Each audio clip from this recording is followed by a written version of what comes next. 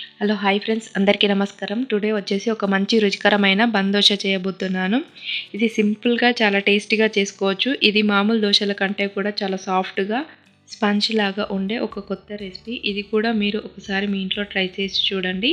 చాలా టేస్టీగా వస్తుంది. ఇది పల్లి చట్నీ అలాగే టమాటో కొబ్బరి చట్నీతో సర్వ్ చేసుకొని తింటే మాత్రం సూపర్ టేస్టీగా ఉంటుంది.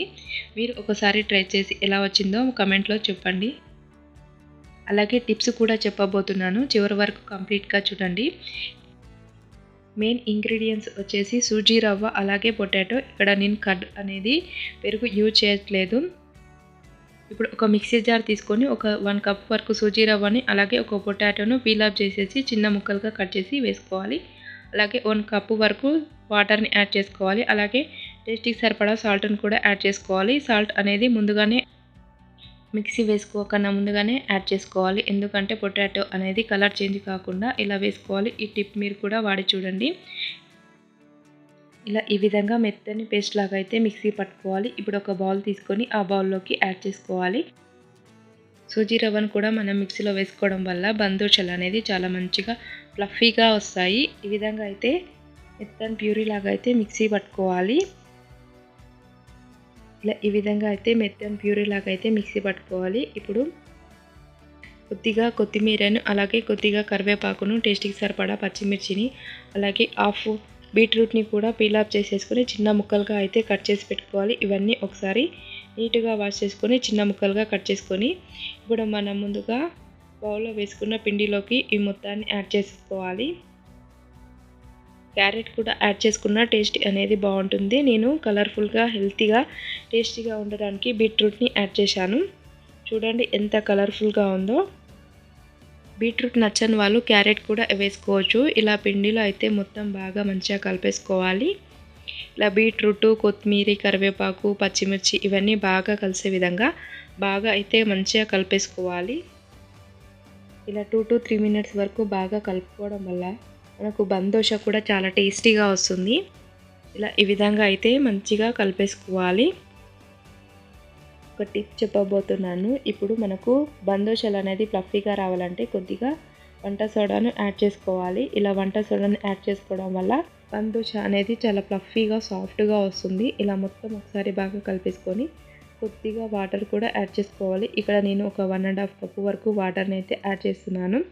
సూజీ కాబట్టి రవ్వ అనేది మొత్తం వాటర్ని అబ్జర్వ్ చేస్తుంది కాబట్టి చూసుకొని మళ్ళీ ఒక 1/2 కప్ వరకు వాటర్ యాడ్ చేసుకున్నాను. ఒక 1 టేబుల్ స్పూన్ వరకు జీలకర్రని యాడ్ చేస్తున్నాను. జీలకర్ర యాడ్ చేసుకోవడం వల్ల టేస్ట్ అనేది చాలా బాగుంటుంది.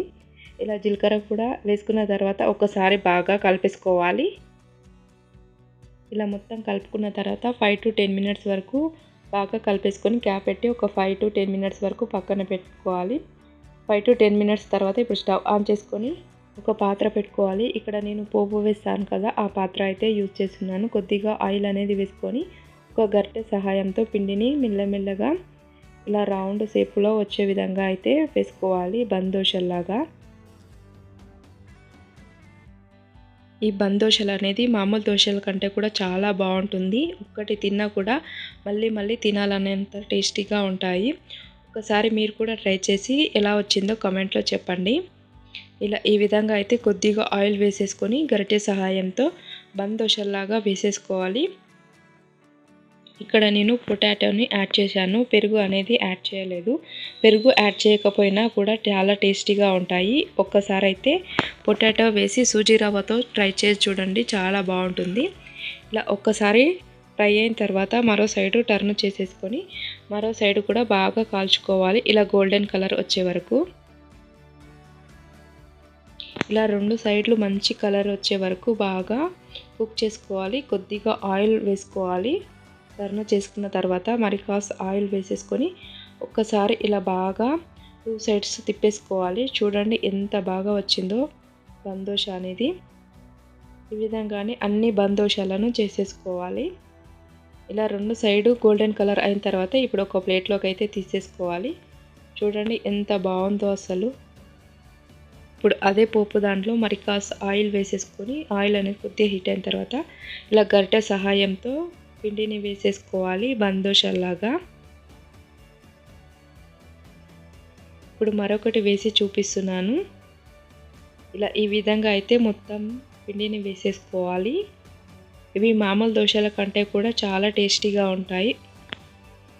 ఇక్కడ మనం వంట సోడాను యాడ్ చేసాం కాబట్టి లోపల కూడా మంచి సాఫ్ట్గా కుక్ అవుతుంది. బేకింగ్ సోడా అయితే కంపల్సరీగా యాడ్ చేసుకోవాలి ఫ్రెండ్స్, లేదంటే లోపల మొత్తం పిండి పిండిలాగా ఉంటుంది.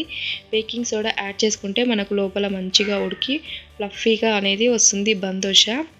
ఇలా ఈ విధంగా అయితే ఒక సైడు బాగా కుక్ అయిన తర్వాత మరో సైడ్ టర్న్ చేసేసుకొని మరో సైడ్ కూడా ఉడికించుకోవాలి. ఇలానే మొత్తం బందోషలను వేసేసుకోవాలి. ఇలా ఈజీగా మార్నింగ్ టిఫిన్లోకి హడావిడి లేకుండా ఈజీగా 5 to 10 మినిట్స్లోనే చేసేసుకోవచ్చు. చూడండి ఎంత స్పంజీ లాగా ఉందో. ఇది టమాటా చట్నీ అలాగే కొబ్బరి చట్నీతో సర్వ్ చేసుకొని తింటే మాత్రం చాలా బాగుంటుంది. టమాటా చట్నీ కూడా ఎలా తయారు చేసుకోవాలో కింద లింక్ ఇస్తాను, ఒకసారి ట్రై చేసి చూడండి. ఇలానే మొత్తం బందోషను వేసుకోవాలి ఫ్రెండ్స్. ఇంతే ఈజీగా టేస్టీగా బందోషలు అనేవి కంప్లీట్ అయ్యాయి. ఈ బందోషలు మీరు కూడా ట్రై చేసి ఎలా వచ్చిందో కామెంట్ చేయండి. అలాగే ఈ వీడియో కనుక మీకు నచ్చినట్లయితే లైక్ చేయండి, షేర్ చేయండి, సబ్స్క్రైబ్ చేసుకోండి. మా ఛానల్ని మీరు ఫస్ట్ టైం కనుక చూసినట్లయితే సబ్స్క్రైబ్ చేసుకోండి. అలాగే పక్కనే ఉన్న గంట సింబల్ని ప్రెస్ చేయండి. ఇలాంటి కొత్త రెసిపీస్ కోసం మా ఛానల్ని సబ్స్క్రైబ్ చేసుకోండి friends. Thank you for watching this channel.